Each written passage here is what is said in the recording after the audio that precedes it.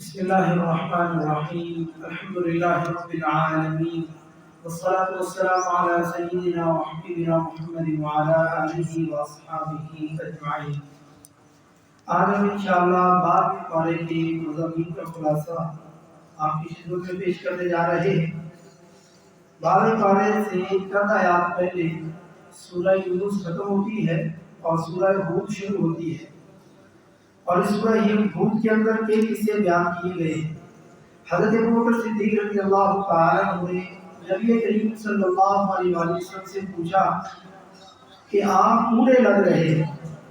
یعنی آپ پر بڑھاپے کے اثرات نظر آنے لگ گئے ہیں۔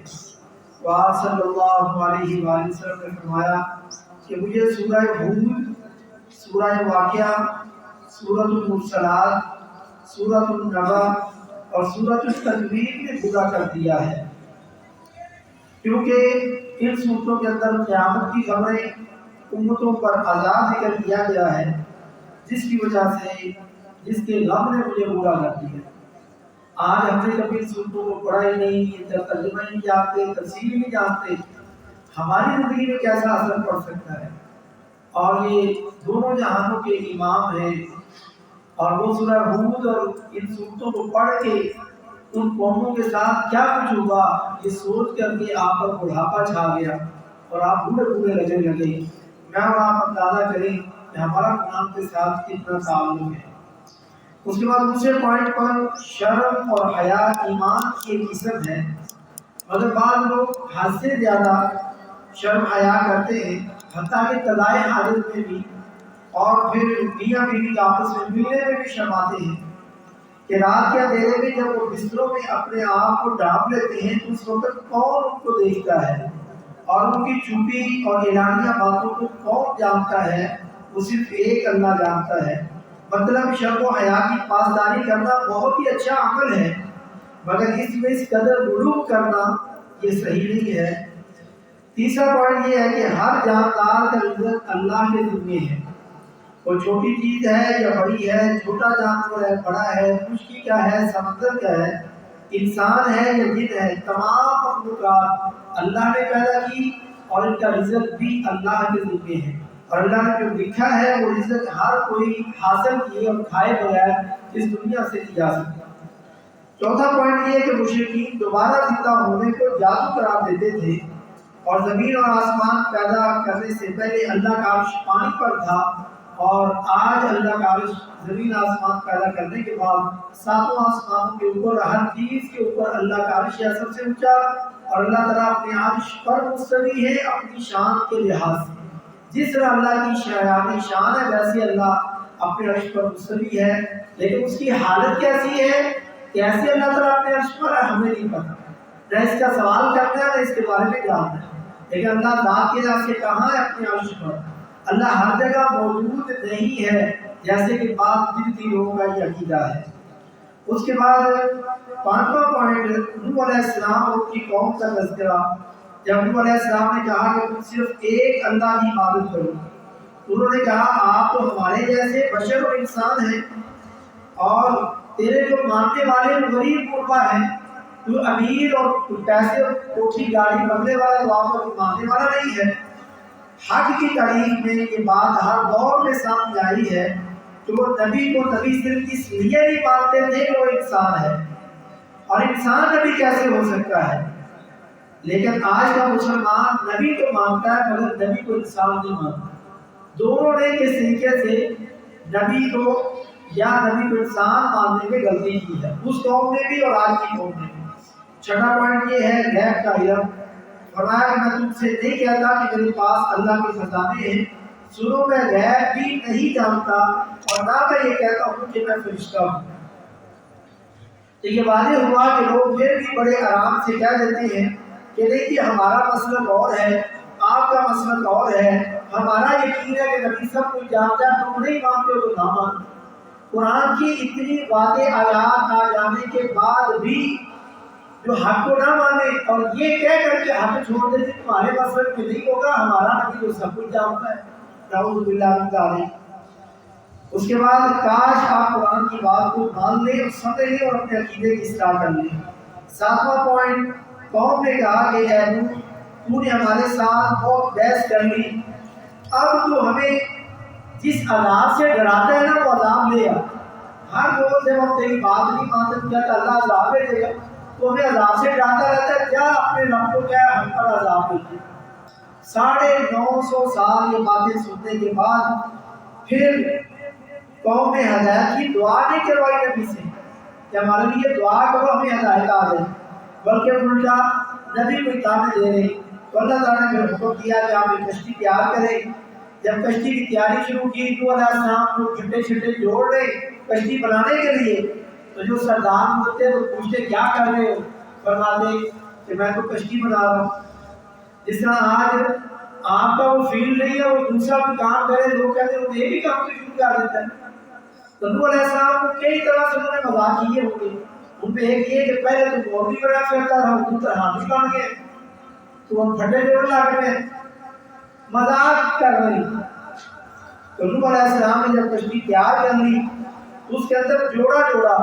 اس کے اندر بٹھایا جو بھی جاندار تھے، ان نے مسلمانوں کی سوار کیا، سوائے نوح علیہ السلام کی بیوی اور ان کے بیٹے کی، کیونکہ یہ دونوں مسلمان نہیں ہوئے تھے۔ اور پھر اللہ کا حکم آ پہنچا اور ساری زمین چشموں کی طرح ابل پڑی اور آسمان سے بھی پانی برسا، اور اللہ تعالیٰ نے اپنی اس سنت کو پورا کیا اور سب لوگ عذاب کی دبوچ میں آ گئے۔ اور کشتی ان کو پہاڑوں جیسی موجوں میں لے کے جا رہی تھی کہ انہوں نے اپنے بیٹے کو دیکھا،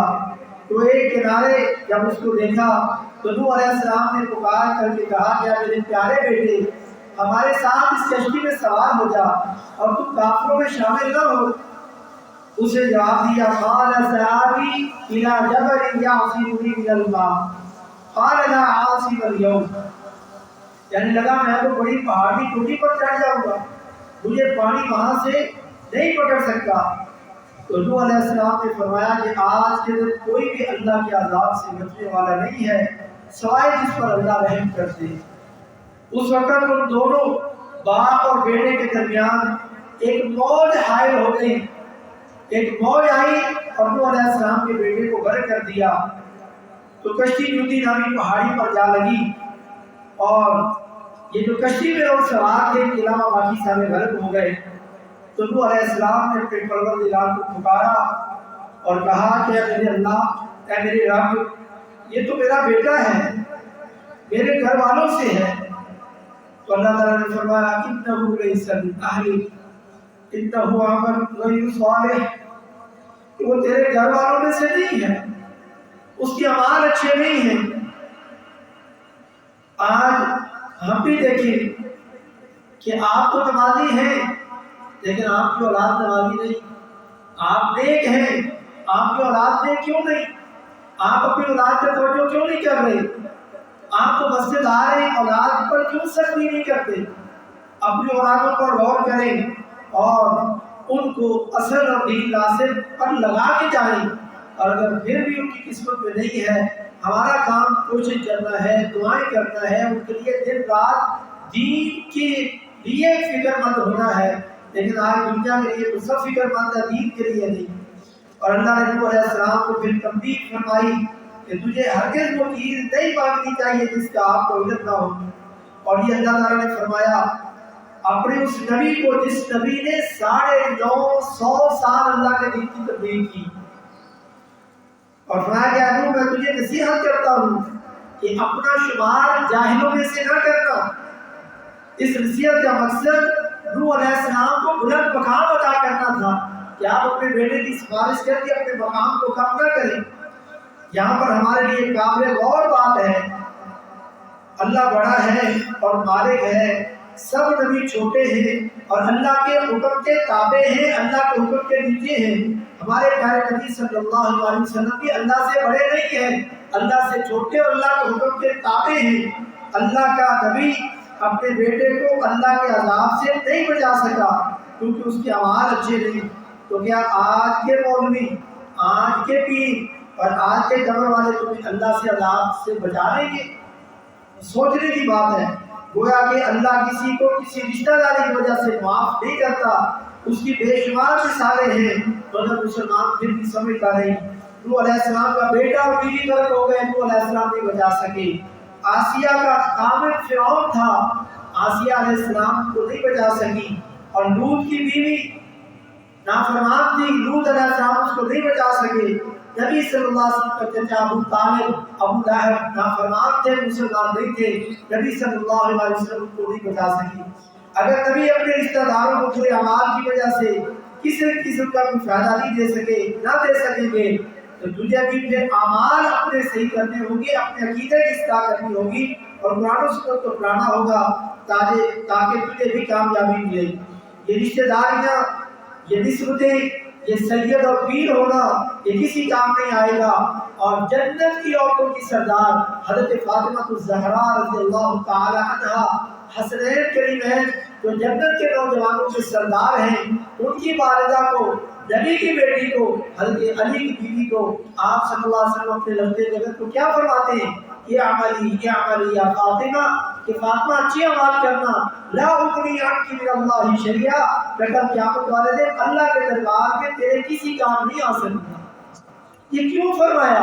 وہ تو جنت کی عورتوں کی سردار ہے، نبی کی بھی بیٹی ہے، علی کی بیوی ہے، حسنین کریمین کی والدہ محترمہ ہے، اور جنتی عورتوں کی سردار ہے۔ یہ مجھے اور آپ کو تربیت دینے کے لیے ہے کہ کسی رشتہ داری اور نام کے ساتھ سید لکھنے کی وجہ سے جنت نہیں ملنی، اپنے اعمال کی اصلاح کرنی ہوگی، جنت تب ملنی ہے۔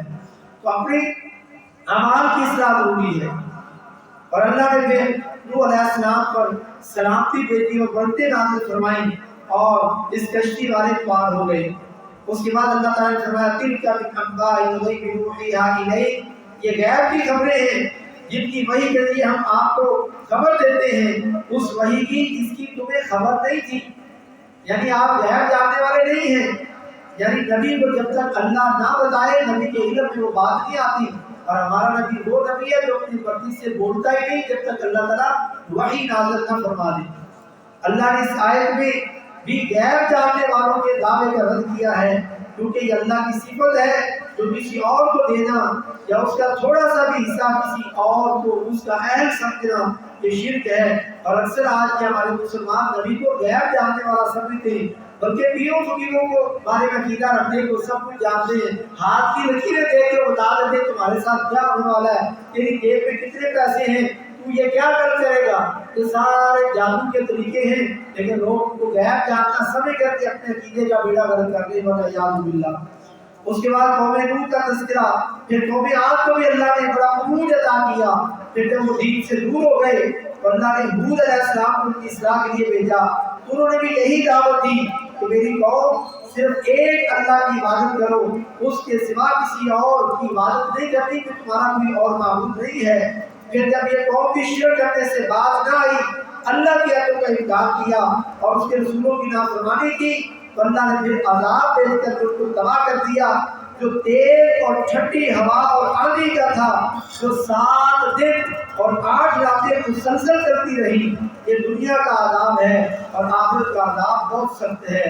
پھر قوم سمود کا تذکرہ کیا، یہ بھی جب سیدھے راستے سے بھٹک گئے، ان کی اصلاح کے لیے اللہ نے حضرت صالح علیہ السلام کو مبعوث فرمایا، اور انہوں نے بھی آ کر کے یہی کہا کہ میری قوم صرف ایک اللہ کی عبادت کرو، اس کے سوا تمہارا کوئی معبود نہیں ہے۔ ہر نبی کی یہی دعوت تھی کہ صرف ایک اللہ کی عبادت کرنا، اور آج یہی دعوت وہابی دیتے ہیں، آج یہی دعوت اہل حدیث دیتے ہیں کہ اللہ کے سوا کسی کی عبادت نہ کرو، اللہ کے سوا کسی کے در پہ نہ جاؤ، کیونکہ یہ سارے نبی وہابی تھے کیا؟ آج آپ کہتے ہو وہابی نہیں کہتے ہیں، تو قرآن حدیث کے علاوہ کچھ آتا نہیں، تو یہ تو ساری دعوت نبیوں کی ہے، تو کیا نبی بھی وہابی تھے؟ نہیں، نبی اللہ کے قرآن اور نبی کے فرمان کے مطابق تھے، جیسے اللہ حکم دیتا ہے، اپنے اپنے دور میں جیسے اللہ ان پر وحی نازل کرتا وہی کرتے، اسی طریقے پر آج جو عمل کرے لوگ اس کو کہتے ہیں کہ تو وہابی ہو گیا، ان کی گالی کی کرتی تو وہابی ہو گیا۔ ٹھیک ہے، وہابی نبی کے طریقے سے آ گیا تو ہم ہوتی کہیں، ہم سب کو نبیوں کے طریقے پر جانا چاہیے۔ اس کے بعد ان کی قوم نے حضرت صالح علیہ السلام کو کہا کہ تو ہمیں ان کی باتوں سے روک رہا ہے جن کی عبادت ہمارے باپ دادا کرتے تھے، تو ہمیں عبادت سے روک رہا ہے۔ جیسے آج شب رات اور یہ شب برات میں کسی کو کہیں کہ یہاں کی عبادت صحیح نہیں، تو دوسری سامنے عبادت تو روک لیں، تو دیکھو یہ بابی سامنے پاتا تو روکتے ہیں کہ آپ کی عبادت نہ کرے، بھائی آپ اس رات کی عبادت کر رہے تو دین نہیں، آپ آگے رہنا تو نظر آ رہی ہے، عبادت کریں جس کا دین نے کہا ہے۔ 10 راتیں جا کے ایک سیکنڈ میں اپنے آپ کو سونے نہ دیں، 10 چھٹیاں لے لیں، دن کو دین پوری کریں اور ساری رات قیام کر کے اللہ کی عبادت کریں، کون آپ کو روکتا ہے؟ لیکن یہ کیونکہ داستے ہیں یہ ہم کرنا نہیں چاہتے اور تھوڑی سی عبادت کر کے بڑا مقام لینا چاہتے ہیں، تو وہ بھی کہتے تھے کہ ہمیں پورن کی عبادت سے روک جائے جن کی عبادت ہمارے باپ دادا کرتے تھے، ہمیں تو اس کے دین پر ہی شک ہے جس کی طرف آپ ہمیں بلا رہے ہو۔ تو دیکھو آج ہم مسلمان بھی کس طرح پوری کے طریقوں پر کہیں نہ کہیں آ رہے ہیں، اور پھر منع کرنے کے باوجود انہوں نے حضرت صالح علیہ السلام کی پوچھوی کی ٹانگیں کاٹ دی، پھر انہیں 3 دن کا الٹیمیٹم دیا گیا اور پھر اللہ نے بہت زوردار چیز اور زلزلے سے ان کو تباہ کر دیا اور ان کے دل پارا پارا ٹکڑے ٹکڑے کر دیے، والعیاذ باللہ۔ پھر حضرت ابراہیم علیہ السلام کے گھر قوم لوط پر عذاب لانے والے فرشتوں کی آمد، حضرت لوط علیہ السلام کے گھر عذاب لانے والے فرشتوں کی آمد، اور حضرت لوط جو ہیں یا حضرت ابراہیم علیہ السلام کے بھتیجے تھے، ان کو اللہ نے مبعوث فرمایا، مگر وہ لوگ اپنی لواطت مردوں سے بدفعلی کرنے والے اس گناہ سے وہ باز نہ آئے، تو اللہ تعالیٰ نے ان کی بستی کو الٹ پلٹ کر کے اوپر لے جا کر کے نیچے پھینک کر کے پوری بستی کو تباہ کر دیا، والعیاذ باللہ۔ یہ کسی اللہ نے کس لیے ذکر کی ہے؟ یہ قرآن میں بند الماریوں میں رکھنے کے لیے، یہ میری اور آپ کی اس امت کی قیامت تک کی اصلاح کے لیے ہے کہ جو قوم بھی یہ گناہ کرتی رہی ہمارے لیے مشکل نہیں ہے، آپ کے پورے لاہور کو، آپ کے پورے پاکستان کو، پوری دنیا کو آسمان پر جا کے تباہ کر کے نئی مخلوق لے آئے، یہ اللہ کے لیے مشکل نہیں ہے۔ لہذا ہم لوگ آپ لوگ اپنے گناہوں سے باز آ جائیں، یہ مقصد ہے اس سے بیان کرنے کا۔ اور پھر حضرت شعیب علیہ السلام کا قصہ، ان کی قوم ناپ تول میں کمی کرتی تھی اور انہوں نے اپنے ناپ تول کرنے کو حضرت شعیب علیہ السلام کا تانا بنا دیا کہ کیا تیری نماز یہی کہتی ہے کہ تو ہمارے پیچھے پڑا رہے اور ہمارے ناپ تول کے پیچھے پڑا رہے، تیری نماز یہی تمہیں حکم دیتی ہے؟ ہم تو اپنے باپ دادا کے طریقے پر ہیں، اور یہ تانے دیے۔ تو پھر اللہ تعالیٰ نے ان پر بھی چیخ کا عذاب بھیجا اور وہ اپنے گھروں میں ہی پڑے پڑے مر گئے، والعیاذ باللہ۔ حضرت موسیٰ علیہ السلام اور فرعون کا تذکرہ اور ان کی دعوت اور انکار کی وجہ سے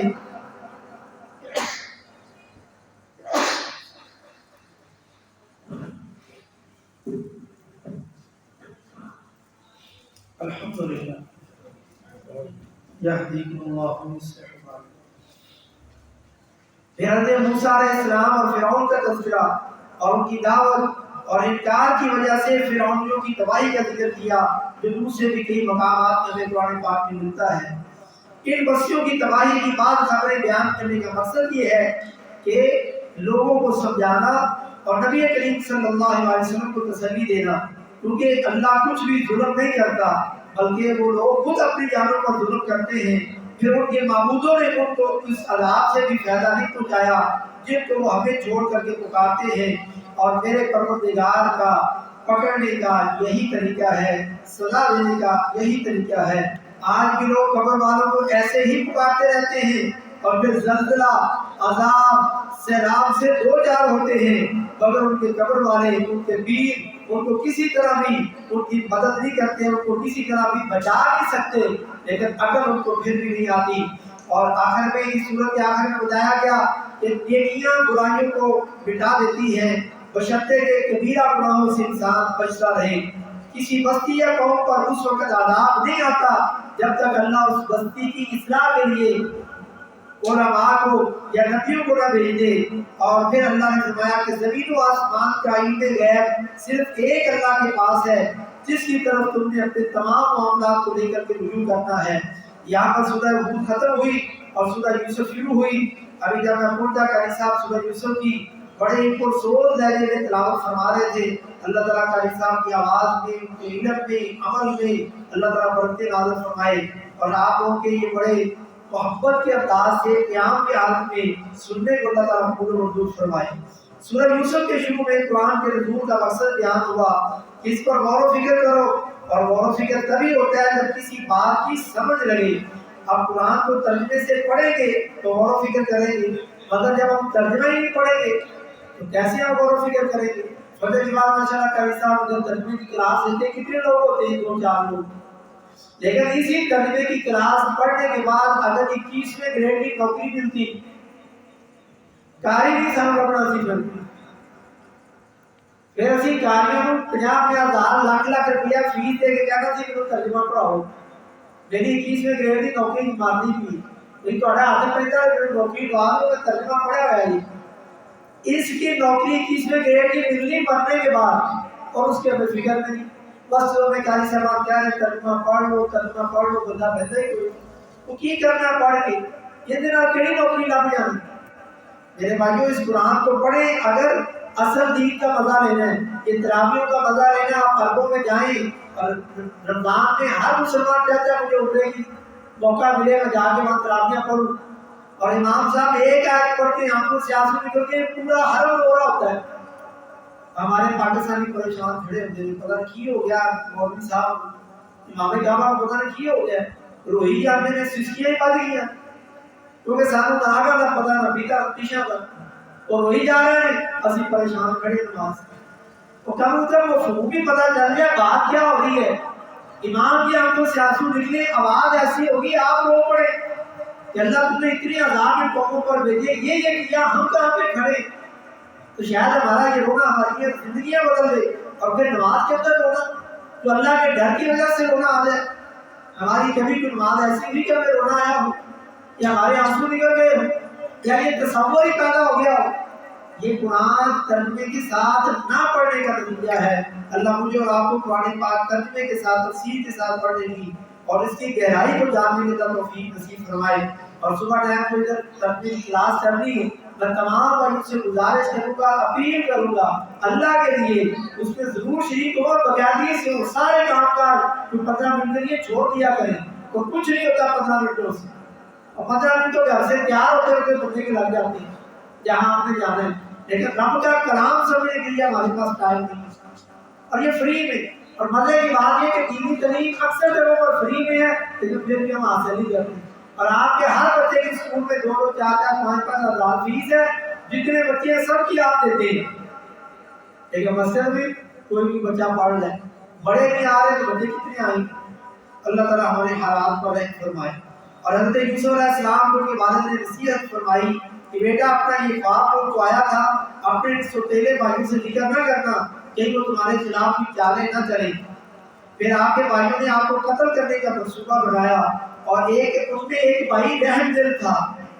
جس کے کہنے پر انہوں نے پھر قتل نہ کیا، منصوبہ بدل دیا اور آخر میں ان کو کنویں میں پھینک دیا، پھر گزرتا ہوا بھی قافلہ دور دراز لے جائے گا اور ہماری اس بھائی سے جان چھوٹے گی، پھر وہ جھوٹ موٹ کا اس کے کتے کو خون لگا کر کے اپنے باپ کے پاس روتے ہوئے آئے اور رات کے ٹائم آئے تاکہ ان کے جھوٹے آنسو ان کا باپ اندھیرے میں دیکھ نہ سکے، اور آ کر کے ایسے جھوٹ موٹ کا رونا روئے، اور جھوٹے لوگ کتنے بے عقل ہوتے ہیں، قمیص پوری کی پوری صحیح سلامت، اور جو بیڑیا کتنا عقل مند تھا کہ پورا یوسف کھا گیا اور قمیص آرام سے بیڑی نے اتار کے سائڈ میں کر دی ہو، یہ کیسے یہ بے عقل لوگ کیسے جھوٹ موٹ کا قصہ بنا کے لے آئے اللہ، اور جھوٹے لوگ اکثر رو پڑتے ہیں بات سچی ثابت کرنے کے لیے اور جھوٹی قسمیں بھی اٹھاتے ہیں، یہ نبی کے بیٹے ہو کر کے آتے ایسا کر رہے ہیں، اور اگر مولوی کا بیٹا نافرمان ہو جائے نماز نہ پڑھے تو پورے محلے کا مولوی بھی چھاڑ دے، مولوی کا پتر صحیح نہیں ہوا تو مولوی نے سب کی صحیح کرنا، کہتے نبیوں کے پتر نہیں صحیح ہوتا تو یہ مولوی کا بھی کبھی نافرمان ہو گئے نماز نہیں پڑھتا، کیا بات ہے کہ مولانا صاحب محنت نہیں کرتی ہوگی، اگر نہیں پڑھتا تو اللہ کی طرف سے ہدایت نہیں، وہ آپ سے زیادہ پریشان ہو گئے، مگر یہ تانا دینے والی بات نہیں، اللہ تعالیٰ ہماری اولادوں کی اصلاح فرمائے۔ اور پھر یوسف علیہ السلام عزیز مصر کے محل میں آ گئے اور ان کو وہاں بیٹا بنا کر کے رکھ لیا گیا، اللہ تعالیٰ نے آپ کو خواب کی تعبیر کا علم سکھایا، اللہ تعالیٰ نے اپنے ارادے پر غالب ہے مگر اکثر لوگ نہیں جانتے۔ پھر جب آپ پختگی کی عمر کو پہنچے تو ہم نے انہیں قوت فیصلہ اور علم عطا کیا، پھر عزیز مصر کی بیوی کا ان پر فریفتہ ہونا اور آپ علیہ السلام کو برائی پر آمادہ کرنا اور آپ علیہ السلام کو پھسلانا اور سب اسباب اختیار کر لینا، مگر یوسف علیہ السلام کا یہ فرما دینا معاذ اللہ، میں اللہ کی پناہ میں آتا ہوں۔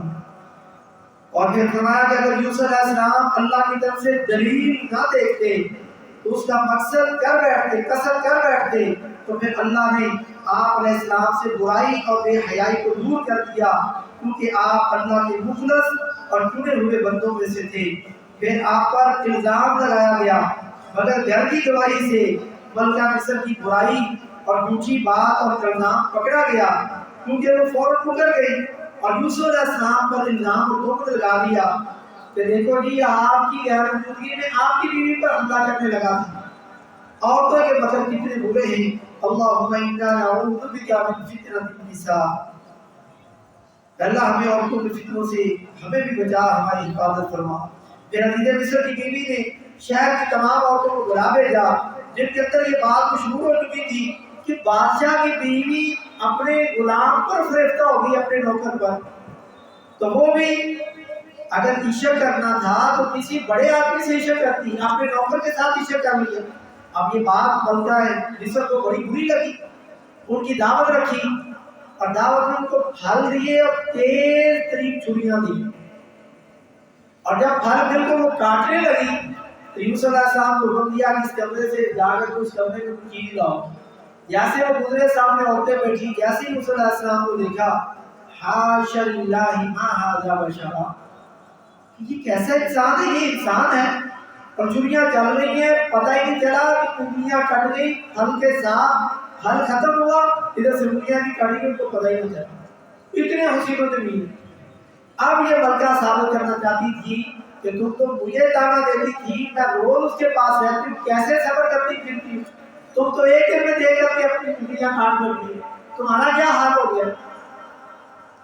اللہ اکبر، جس کو خدا رکھے اس کو کون چکھے، یعنی بے حیائی اور شرم کے سارے پردے پھاڑ کر کے عزیز مصر کی بیوی نے دوبارہ برائی کا ارادہ کیا کہ اگر یہ میری بات نہیں مانے گا تو میں اس کو جیل بھجوا دوں۔ تو برائی سے بچنے کی کوشش بھی کرنی چاہیے اور دعا بھی کرنی چاہیے۔ حضرت یوسف علیہ السلام نے جب یہ پورا قصہ سنا تو اپنے دل میں دعا کی، جو کہ مومن کا بہت بڑا ہتھیار ہے کہ اللہ اس کام کی طرف، پہلے تو ایک عورت تھی، اب یہ کتنی عورتیں پڑ گئی، یہ کہیں مجھے فطرے میں آپ مبتلا کر دیں، اے اللہ تو مجھے جیل نہیں بھیج دے اور ان کے فریب اور مکر سے بچا لے، اگر تو نہیں بچائے گا تو میں نادانوں میں سے ہو جاؤں گا، یعنی کہیں برائی والے عمل میں میں نہ پڑ جاؤں اور نادانوں میں سے نہ ہو جاؤں۔ یہ بادشاہ کی عزت کا معاملہ تھا، تو بالآخر یوسف علیہ السلام کو جیل میں بھیجنا پڑا۔ جہاں بادشاہ کے لوگ ملازم بھی قید تھے، انہیں خواب آئی تو تعبیر پوچھی، تو جب حضرت یوسف علیہ السلام نے جیل میں بھی ان کو پہلے توحید کی دعوت دی، پھر تعبیر بتلائی، تو جیل کے ساتھیوں سے توحید کی دعوت دیتے ہوئے پوچھا بتاؤ زیادہ رب اچھے ہیں یا ایک رب اچھا ہے، یا ایک زبردست طاقتور جس کی ذات اور صفات میں کوئی شریک نہیں اس کا، اور وہ جو سب پر غالب اور حکمران ہے وہ اچھا ہے، یا زیادہ رب اچھے ہیں؟ یہ توحید کی دعوت دیکھیں کیسے تھی۔ تو توحید والا بندہ جہاں بھی ہوگا، وہ دکان میں ہے، مارکیٹ میں ہے، اسکول میں ہے، کالج میں ہے، یونیورسٹی میں ہے، مستری ہے، اپنی دکان پہ کام کرتا ہے، توحید والے بندے کو سبق نہیں آتا، وہ آنے والے کو توحید کی کوئی نہ کوئی گولی اور ڈوز دیتا رہتا ہے، اور یہ توحید والوں کا شیوا ہے اور یہ ہونا چاہیے، اور یہ انبیاء کی سنت ہے۔ تو جہاں بادشاہ کے تو یوسف علیہ السلام نے کہا اس کے سوا جس کی تم پوجا کر رہے ہو وہ سب صرف نام ہی نام ہے، جو نام ان کے تم نے تمہارے باپ دادا نے رکھے تھے اور یہ خود تم نے گڑھے تھے، جبکہ اللہ تعالیٰ نے ان کی کوئی دلیل نازل نہیں فرمائی۔ جیسے ہمارے یہاں بھی آج لوگوں نے نام رکھے ہوئے ہیں، یہ داتا صاحب ہے، یہ عزت دینے والا ہے، یہ لال شہباز قلندر ہے، پاکستان میں باقاعدہ اس کی قبر پر چھوٹا حج ہوتا ہے، وہ اللہ باللہ، اسی طرح لوگ طواف کرتے ہیں، اسی طرح پتھر مارتے ہیں، کتریاں مارتے ہیں شیطان کو، ایک گم سی بڑی اسی کو زمزم کر کے دیکھتے، اگر کسی کو یقین نہ آئے اپنے درس کے بعد کے بعد یوٹیوب پہ لکھیں اور دیکھیں یہ پاکستان میں اتنا بڑا شرک ہو رہا ہے، ایک شرک کا رولا نہیں ہے، ادھر شرک کی فیکٹریاں پوری شرک کے اڈے ہیں۔ پھر اللہ کا عذاب اس ملک پہ کیوں نہ آئے؟ آج جو ٹرین کا حادثہ ہوا، یہ سب سے بڑا شرک اس ملک میں جب تک ختم نہیں ہوگا، یہ ہماری یہ پریشانیاں ختم نہیں ہو سکتی۔ اس کے بعد یوسف علیہ سورہ یوسف کی آیت نمبر 106 میں آگے بات ذکر کی تو آگے بھی آئے گی کہ اکثر ایمان لانے والے مشرک ہیں، وہ شرک کرتے رہتے ہیں۔ یہ دعوت توحید دے کر کے پھر ان کو تعبیر بتلائی کہ ایک بادشاہ کو شراب پلائے گا، دوسرا جو رہا ہوگا وہ سولی پر چڑھا دیا جائے گا اور پرندے اس کا سر روز روز کر کے کھائیں گے۔ تو جس کی نسبت یوسف علیہ السلام کا گمان تھا کہ یہ چھوٹ جائے گا، اس سے کہا کہ اپنے بادشاہ سے میرے بارے میں بھی بات کرنا۔ تو پھر شیطان نے جب وہ اپنے بادشاہ کے سامنے گیا، شیطان نے یوسف علیہ السلام کا ذکر کرنا بلا دیا اور یوسف علیہ السلام کئی سال قید میں رہے۔ پھر بادشاہ کو ایک خواب آیا، جب اس کی تعبیر کی بات ہوئی تو اس ملازم کو یاد آیا کہ یہ ایک آدمی تھا جس نے میرے خواب کی تعبیر بتلائی تھی۔ ان کے پاس گئے اور قصہ مختصر جب خواب کی تعبیر پوچھی تو پھر یاد آیا کہ انہوں نے اپنے بادشاہ کو جب جا کے بتایا تو بادشاہ نے کہا کہ اس کو میرے پاس لے کے آؤ۔ یوسف علیہ السلام نے فرمایا کہ میں نے ایسے نہیں جانا، پہلے مجھے بتاؤ کہ ان عورتوں کا کیا ہوگا جنہوں نے میرے اوپر الزام لگایا تھا۔ میرے اور آپ جیسا ہوتا تو کیا تھا، اتنے سال جیل میں سڑ گیا، جلدی سے نکلو ادھر سے۔ یوسف علیہ السلام نے کہا میں نے جیل سے نہیں نکلنا، میری عزت کا معاملہ ہے، داغ لگا میرے اوپر، ان عورتوں کا کیا ہے؟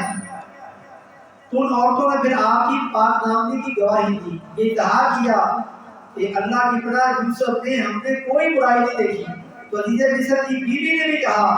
کہ حق کا خوب کھل کر کے ظاہر اور واضح ہو گیا ہے،